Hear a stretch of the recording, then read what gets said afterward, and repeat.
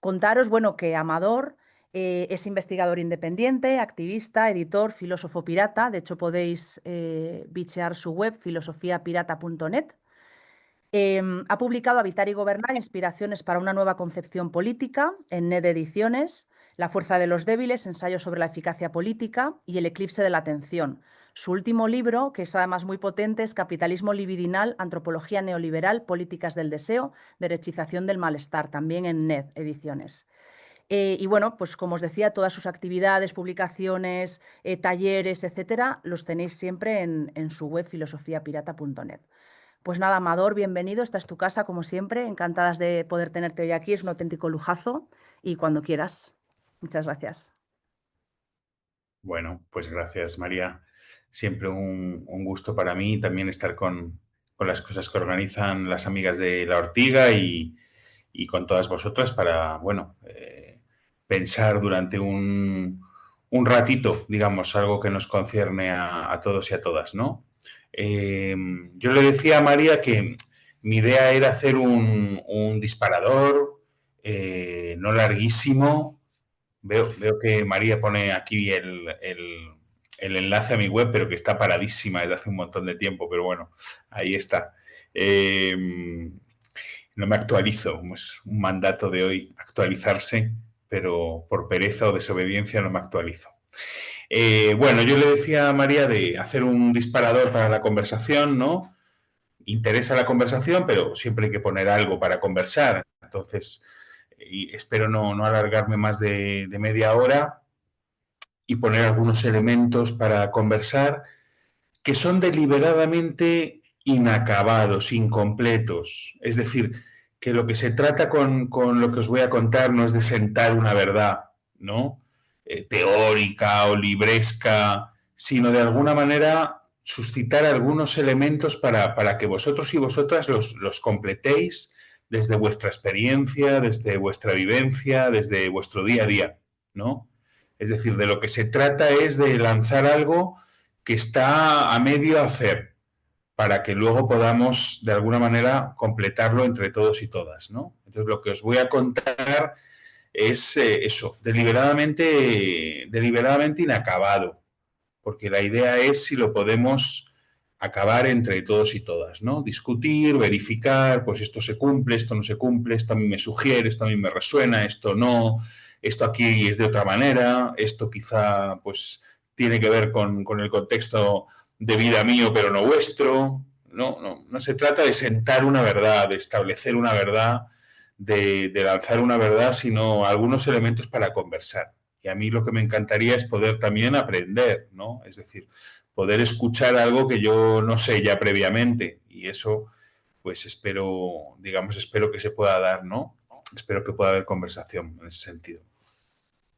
Vale, bueno, pues yo quería empezar con un concepto que me parece muy, no sé si es un concepto, una noción, que me parece muy sugerente de un filósofo francés que fue también psicoanalista, activista, bueno, un personaje con muchas facetas, muy interesante, que se llamó Félix Guattari. Y Félix Guattari al final de su vida escribió un librito que, mira, si alguien puede buscarlo en la red, lo puede compartir en el chat porque está el PDF por ahí circulando, que se llamó Las tres ecologías, ¿no? Entonces es un librito, nada, 100 páginas, pues yo creo muy sugerente, con este título también muy potente, que es Las tres ecologías, ¿no?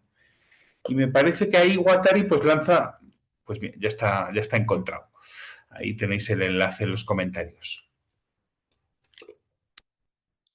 Pues Guattari ahí lanza una sugerencia que a mí me parecería muy interesante retomar hoy, 35 años más tarde de que fuera publicado ese libro, que creo que es del 89. Y es la idea de Guattari, es la siguiente. Tenemos que hacer el esfuerzo de pensar juntas, entrelazadas, conectadas, tres ecologías. La ecología íntima, personal, psíquica, la ecología social, relacional, política y la ecología terrestre, medioambiental, como queramos llamarlo, ¿no?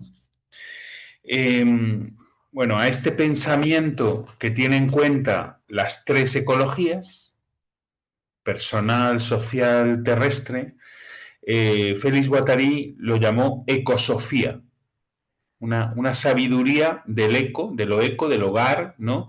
Teniendo en cuenta, digamos, el hogar como tres tipos de cuerpo, ¿no? El cuerpo personal, el cuerpo social, el cuerpo terrestre, ¿no?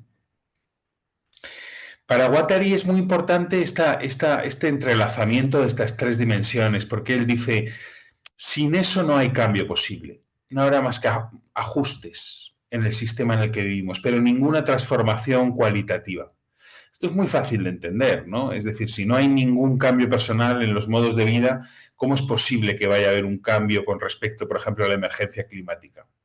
Vamos a seguir todos viviendo igual, produciendo igual, trabajando igual, consumiendo igual, pero va a haber un cambio con respecto, digamos, a la emergencia climática o a alguno de los otros desastres naturales. Muy difícil de pensar, ¿no? ¿Cómo puede haber cambios personales sin cambios sociales, ¿no? ¿Cómo puede haber un cambio en eso que llamamos salud mental, ¿no? Y que hoy está tan fragilizada, sin un cambio en los tiempos de trabajo, en las condiciones de trabajo, en los ritmos de trabajo, en lo que entendemos que es trabajo, ¿no? Cómo puede haber, a su vez, un cambio, digamos, en la dimensión terrestre, ¿no? Si no hay un cambio social, los modos de trabajar, los modos de producir, las finalidades de la producción, cuáles, ¿no? Y todo eso está entrelazado finalmente, ¿no? ¿Cuál es el sentido de la vida? ¿Es producir? ¿Es consumir? ¿Cuál es el sentido de la vida? ¿Qué idea tenemos de una vida buena? ¿No? Pues ahí está en juego las tres ecologías, ¿no? Para Guattari, otro aspecto esta ecosofía, de esta sensibilidad triple, ¿no? Es que la política hay que pensarla como modos de producción de otras maneras de estar en el mundo, ¿no? Cuando nos dicen la palabra política, pues digamos lo primero que nos viene son las peleas de poder entre grupos políticos, ¿no? Partidos políticos, grupos mediáticos, ¿no? Grupos que pelean por el poder. Y para Guattari es muy importante eh, proponer otro uso de la palabra política que no aluda tanto a la guerra por el poder, sino a otro modo de existencia, ¿no? ¿Cómo podemos cambiar la manera de vivir y no simplemente disputar el poder, ¿no? Cambiar la manera de vivir y no solo disputar el poder. Entonces, para él la ecosofía estaba ligada a nuevas prácticas, a nuevas sensibilidades, a nuevas formas de hacer, a nuevas subjetividades, ¿no? Es decir, nuevas maneras de ver el mundo, de valorar el mundo, de vivir en el mundo.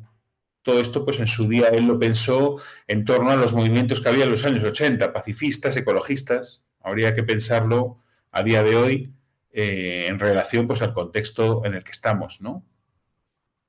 Nada halagüeño, como ya, en fin, no hay que enfatizar. Bueno, me parece que hay muchas inspiraciones que son aún muy actuales en el libro de Guattari, lo vais a ver. Es un libro además muy accesible, se lee en 2 tardes, con un lenguaje transparente, muy poético, hermoso y, y que no necesita ningún bagaje filosófico especial, digamos, para acceder a él. Pero quizá haya alguna diferencia con respecto a la época en que fue publicado y esta nuestra, ¿no? Eso sería, si hubierais leído el libro, podría ser interesante dialogarlo, pero si no, pues para un Zoom futuro que organice los amigos de la Ortiga quedaría esa discusión. ¿En qué sentido nuestro mundo sigue siendo aquel mundo o es un mundo ya diferente, ¿no?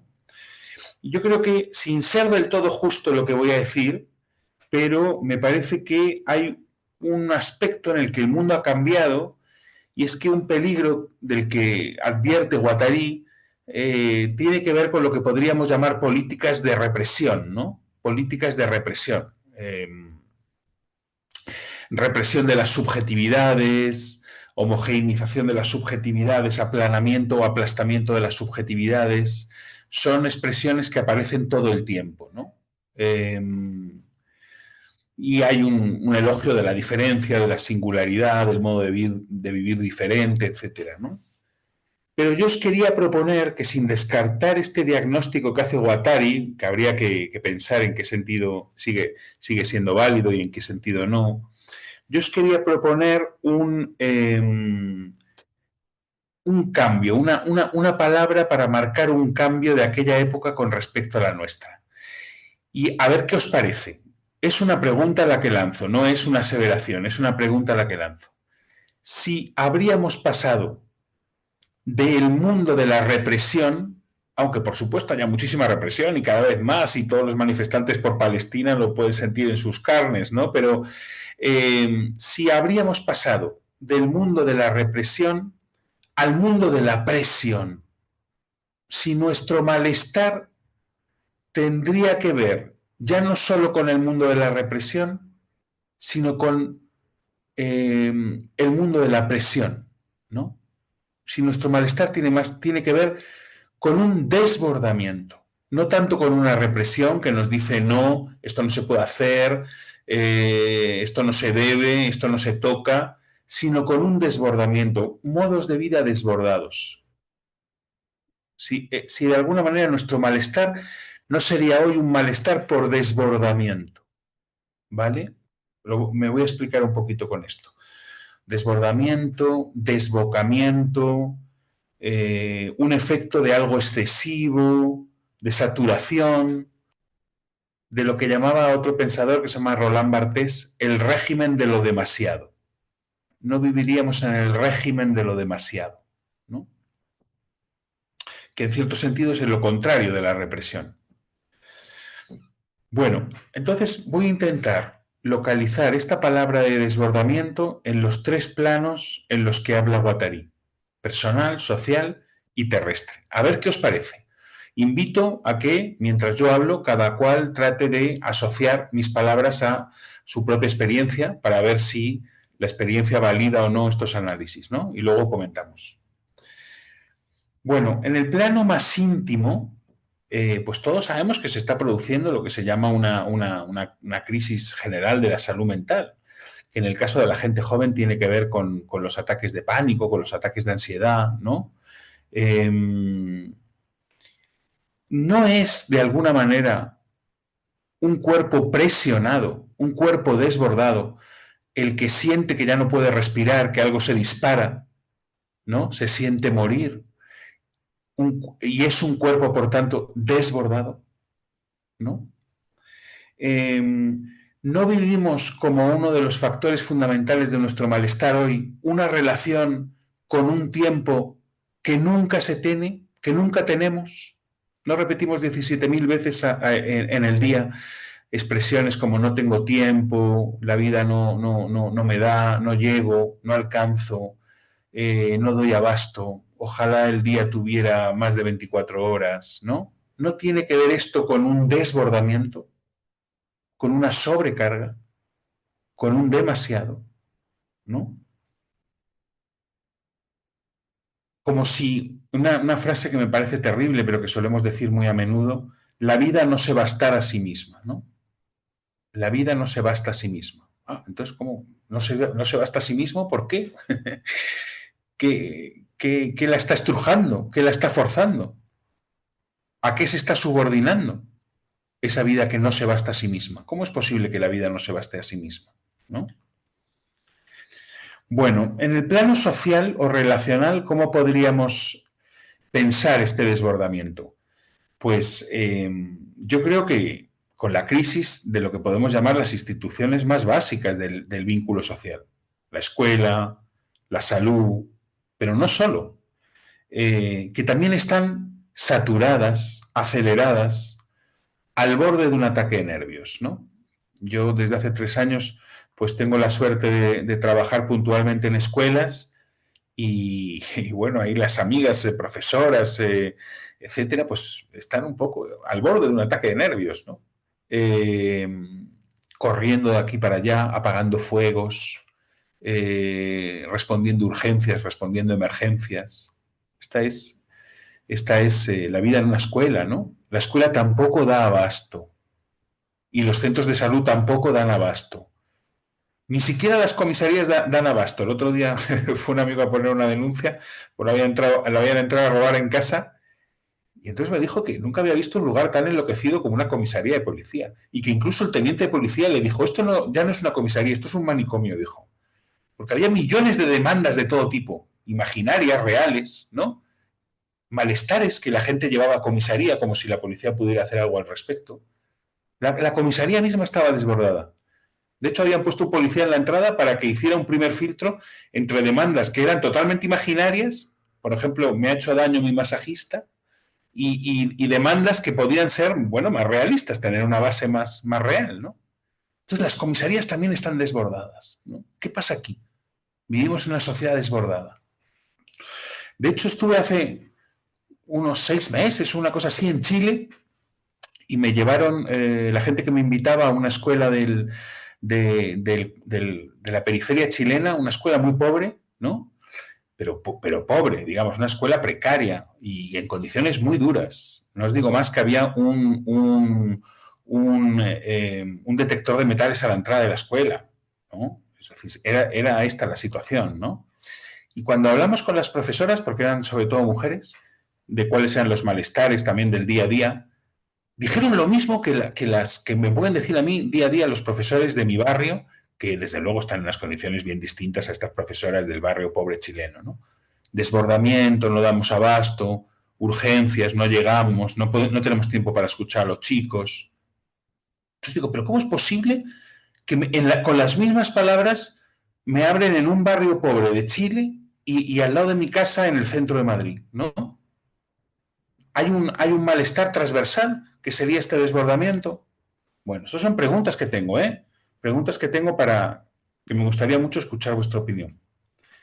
Vale, y en el plano terrestre, pues no me voy a alargar, porque aquí sabéis vosotras mucho más que yo, ¿no? Cómo de alguna manera, pues todos los estudios, las observaciones, la gente que sabe, sensible, pues está detectando que hay como un atravesamiento de todos los límites, ¿no?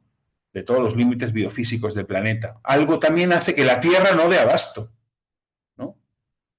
Entonces, este desbocamiento tiene que ver con una dificultad para poner límites. Han estallado todos los límites que antes contenían la vida, ¿no? Y ahora estamos en un desbocamiento. Me parece que la cuestión de los límites es muy importante hoy. Vamos a volverla a retomar al final de la intervención. Vale, pues este desbordamiento en los tres planos nos conduciría. Traigo muy malas noticias por ahora, pero bueno, vamos a ver si luego remontamos hacia el final con algo de propuestas.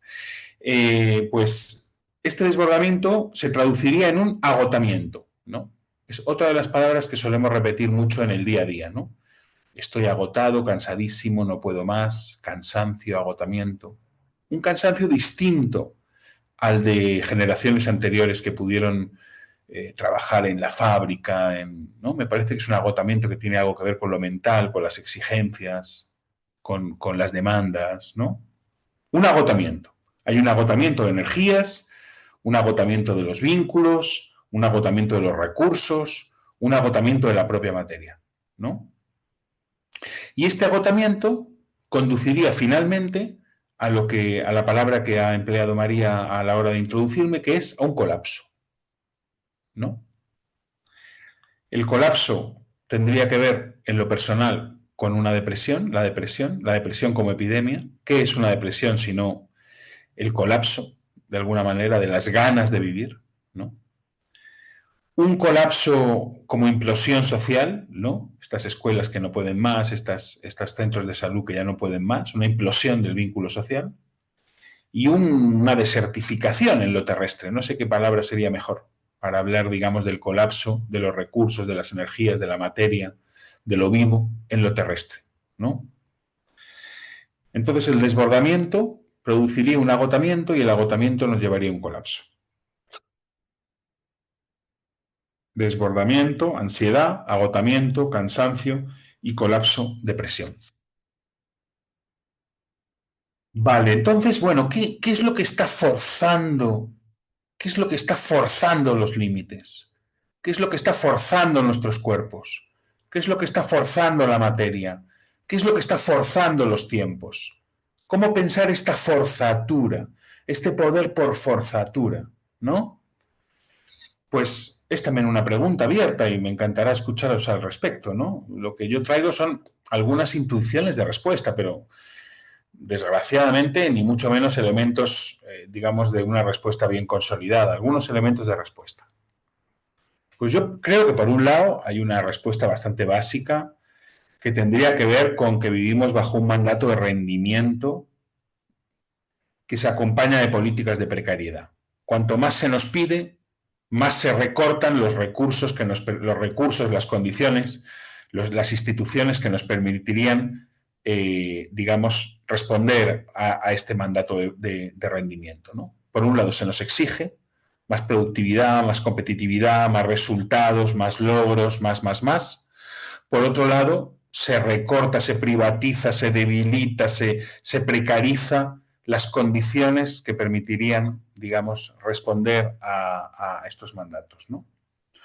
El caso de los centros de salud es el más obvio, ¿no? Para entendernos. Más personas a las que se tiene que escuchar, menos tiempo para escuchar a esas personas, ¿no? La demanda crece, el tiempo se recorta, se precariza, ¿no?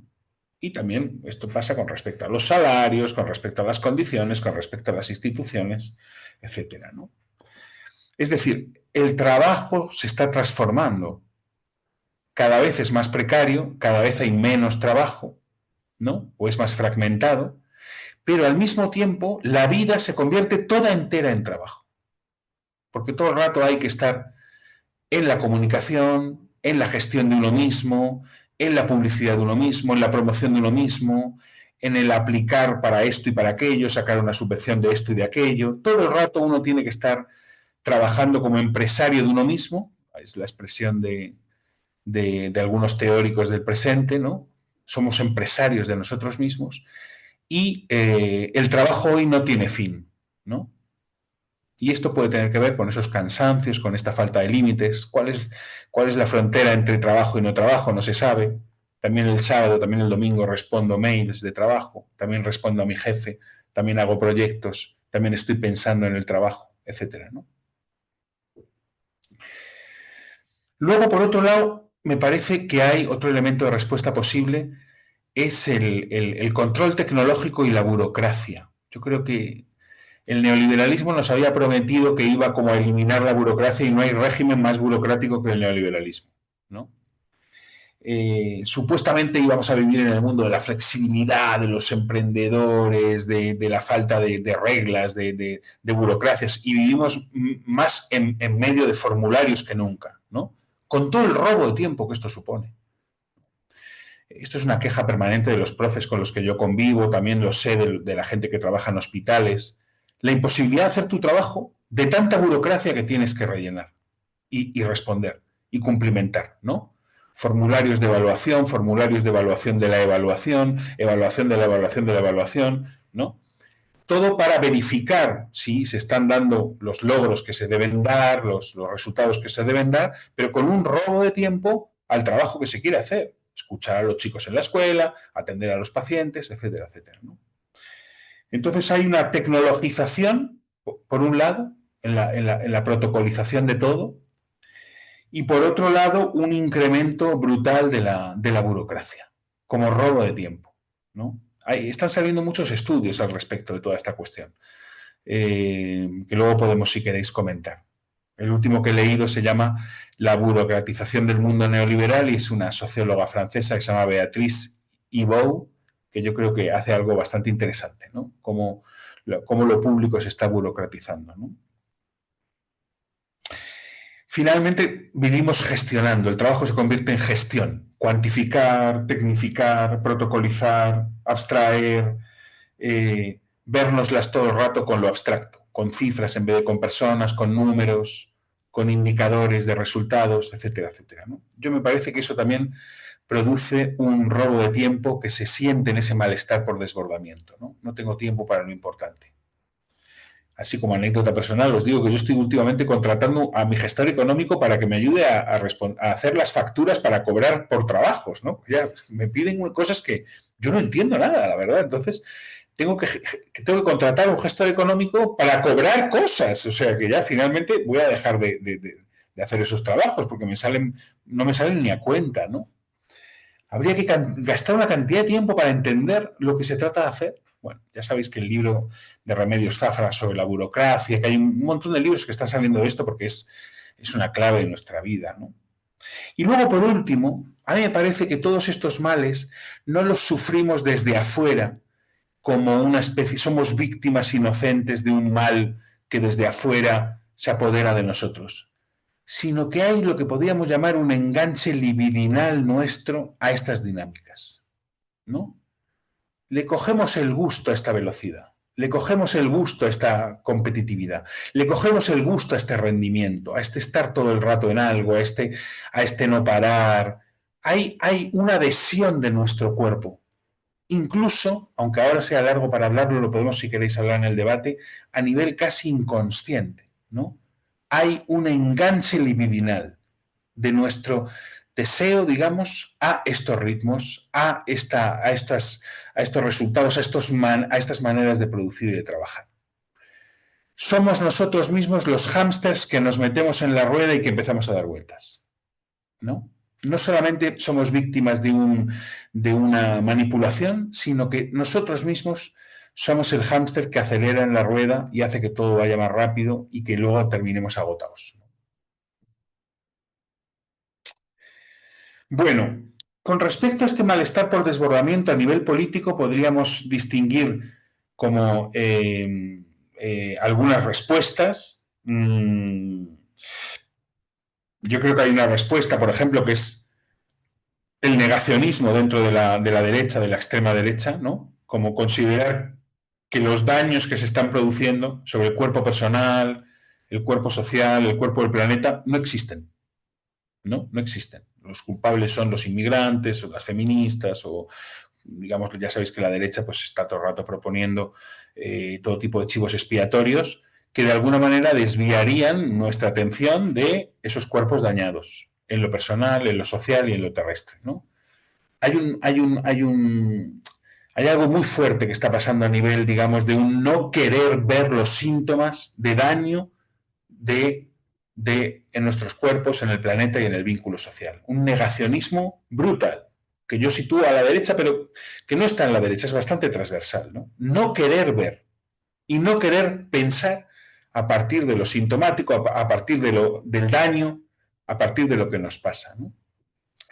Y luego, por parte de la izquierda, bueno, y esto se acompaña en la derecha con esa búsqueda de chivos expiatorios, pues luego tiene, ya sabéis, efectos bastante terroríficos, ¿no? Porque es la idea de que todo esto va a volver a la normalidad si eliminamos a determinada gente, ¿no?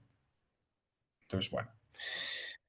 Bueno, y luego en la izquierda progresista, hay una ilusión de que todo esto se puede contener con un poco de mejores políticas públicas, ¿no? Por ejemplo, pues nuestro gobierno, en fin, que yo le voto religiosamente, pero que tiene una idea, digamos, de contención, ¿no? El daño sobre lo físico, sobre lo vivo, se puede contener, ¿no? Yo creo que es limitada esta idea de contención, que estamos en una máquina difícilmente contenible, bastante incontenible, y que las políticas de contención no acaban de contener, no acaban de hacer la vida algo distinto, de que duela menos, y finalmente los políticos de izquierda van cayendo uno tras otro porque decepcionan, ¿no? Decepcionó a Alberto Fernández, decepciona ahora a Boric en Chile y amenaza a la extrema derecha con tomar el relevo, decepciona Tsipras en Grecia, veremos cuánto aguanta nuestra coalición de gobierno, etcétera, ¿no? Bueno, esto a nivel un poco a nivel político, cómo se percibe este desbordamiento, estos daños por desbordamiento, ¿no? Y ya por último, pues algunos apuntes sobre, bueno, no tanto qué se puede hacer, porque a mí no se me ocurre nada a nivel, digamos, de recetas concretas de lo que hay que hacer, pero cómo podríamos pensar, digamos, qué fuerzas, qué resistencias se pueden oponer a este desbordamiento, ¿no? A esta sobrecarga. Yo creo que otra palabra buena es la de sobrecarga, ¿no? Una sobrecarga productivo, burocrática, libidinal, que finalmente nos separa de nuestro deseo. Una vida buena es una vida que tiene, digamos, según el deseo tomado como algo profundo, como una fuerza que nos alienta en lo más profundo, no como un capricho de cosas, sino como el deseo es la fuerza vital. Y hay una sobrecarga que está quemando nuestra fuerza vital de deseo y produciendo esa depresión, ese apagón de las ganas, esa falta de ganas, ¿no? Y ahí está el malestar, en la separación del deseo. Hay una sobrecarga que está separándonos de nuestro deseo, ¿no? Y robándonos el tiempo, las condiciones para que nuestro deseo se pueda desplegar, para que podamos sentir que vivimos estando en lo que queremos estar, ¿no? Yo creo que una vida buena es una vida que se basta a sí misma, una vida en la que estamos en lo que queremos estar, acompañando a los seres queridos, haciendo un trabajo que nos parece útil y a la vez creativo e interesante. Una vida buena es aquella en la que estamos en lo que estamos, no en 17.000 cosas y en nada. Estamos en lo que estamos, ¿no? Y hoy hay una sobrecarga que hace más difícil que estemos en lo que estemos, ¿no? Bueno, ¿cómo poner un límite y reencontrar el tiempo, ¿no? Pues aquí ya viene, anuncio mi propia decepción, digamos, ¿no? Porque no tengo ninguna receta, son cosas para pensar entre todas, ¿no? Eh, hay un filósofo que a mí me gusta mucho, que es Walter Benjamin, filósofo de principios del siglo XX, que hablaba un poco corrigiendo a Marx, decía, tenemos que dejar de pensar la revolución como una locomotora. Ya sabéis que en el siglo XIX, en el siglo XX también se pensaba la revolución como una locomotora, la locomotora de la historia, ¿no? Y Walter Benjamin decía, yo la pensaría más como el freno de emergencia, ¿no? Pensar la revolución como un freno de emergencia. ¿De qué freno de emergencia podemos tirar hoy? Para, para poner límites, para ralentizar, para poder volver a respirar, ¿no? Para que esos cuerpos puedan volver a respirar y se liberen al menos un poco de ese sofoco por desbordamiento, ¿no? Bueno, en primer lugar, yo creo que frente al negacionismo tenemos que escuchar las señales de malestar. El malestar está para ser escuchado. El malestar es lo mejor que nos podría pasar, en cierto sentido, ¿no? Es decir, es quien nos está haciendo señales de que las cosas no van bien, ¿no? Muchas veces, gracias a que hay señales de que las cosas no van bien, podemos pensar y cambiar de rumbo. Por lo tanto, esas señales, ese malestar, digamos, son una buena noticia, ¿no? Son una buena noticia. Hay que escuchar las señales de malestar, pensar a qué tipo de vida responden y cómo podemos cambiar de vida, ¿no? A nivel personal, a nivel colectivo. Entonces, digamos, me parece que como una primera idea que propongo sería escuchar el malestar. De aquí hay todo un tema, cómo se escucha el malestar, no es grato de escuchar. ¿Cómo se hace esa escucha? Bueno, podemos conversar ahora, ¿no? Luego está esta cuestión de los límites. Se han evaporado los límites clásicos. Lo que limitaba ya no limita, ¿no? Los límites de la familia, de la ley, del saber. Yo creo que de alguna manera la extrema derecha, parte de su fuerza es proponernos que ella va a volver a limitar las cosas, ¿no? Va a volver a hacer fronteras que funcionen, donde los españoles sean españoles y no una cosa rara, donde los hombres y las mujeres sean hombres y mujeres y no una cosa rara, donde todo vuelva a ser, digamos, lo que debería ser, lo que fue en un pasado medio inventado, ¿no? Medio idealizado. Claro, hay una fuerza en esa promesa de que hay un límite que va a contener. Los límites tradicionales van a contener, pero es una falsa promesa. Ni el pasado fue así, ni esos límites ya funcionan, ni queremos volver a cosas del pasado que también estaban mezcladas con opresiones de todo tipo. En fin, tenemos que inventar nuevos límites, no simplemente apelar a frenos de emergencia que ya no funcionan y que sirven de pretexto a políticas reaccionarias, ¿no? Pero me parece que sí que hay que pensar esta palabra que a mí me aparece mucho de la interrupción. cómo interrumpir estos mecanismos de intensificación, de aceleración, de estimulación, cómo interrumpir, ¿no? Cómo interrumpir las políticas de extracción, de depredación de las energías personales, relacionales, terrestres, cómo interrumpir, cómo volver a poner límites. En las luchas del pasado se sabía más o menos cómo limitar, ¿no? Las formas, por ejemplo, de una huelga eran maneras de limitar al patrón que siempre estaba incrementando los ritmos, ¿no? Estrujando los cuerpos para que hubiera más productividad. La huelga era un freno de emergencia, un límite al patrón. Pero cuando ya no hay movimiento obrero, cuando ya no hay esas formas comunitarias consolidadas, organizadas, politizadas que había antes, ¿cómo volvemos a poner límites? ¿Cómo volvemos a interrumpir esas dinámicas que operan el extractivismo y la depredación sobre nuestras propias energías físicas y que nos agotan, nos dejan agotados, ¿no? ¿Cómo podemos limitar? Me parece una palabra importante. ¿Cómo pensar, repensar nuevos límites, ¿no? Y hay una palabra muy bonita ya para acabar, si no me voy a comer todo el tiempo, si no me limito a mí mismo, voy a ser yo también lo ilimitado. Hay una palabra una cosa que sí que veo muy actual en Félix Guattari, que él llamaba la valoración de la finitud, ¿no? Esto tendría que ver con la cuestión de lo libidinal que decíamos antes, ¿no? Creo que hoy estamos enganchados a una promesa de que todo es posible y que a través de las tecnologías todo va a ser posible. Incluso ya se nos promete incluso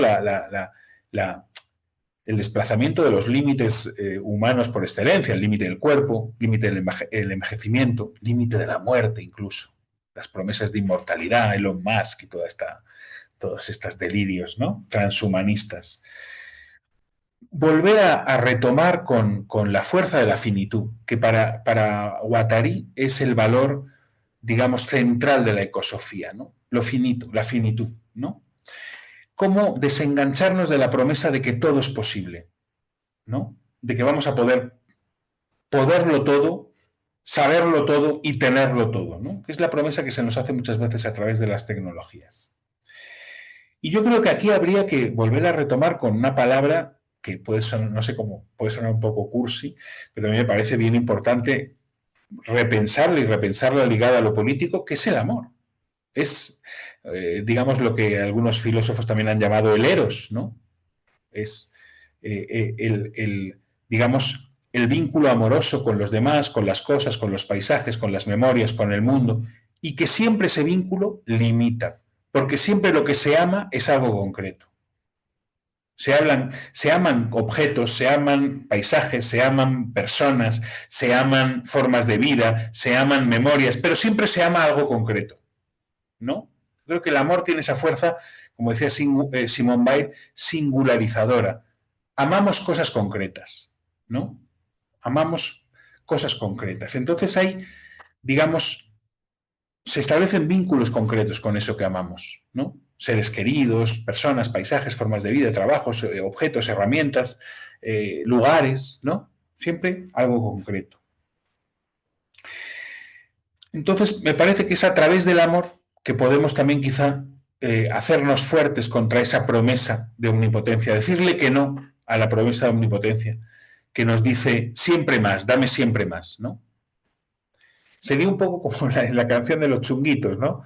De si me das a elegir entre mí y dice pues la riqueza y en la canción se plantean como varias alternativas de lo abstracto, ¿no? La riqueza, el saber, las ideas, ¿no?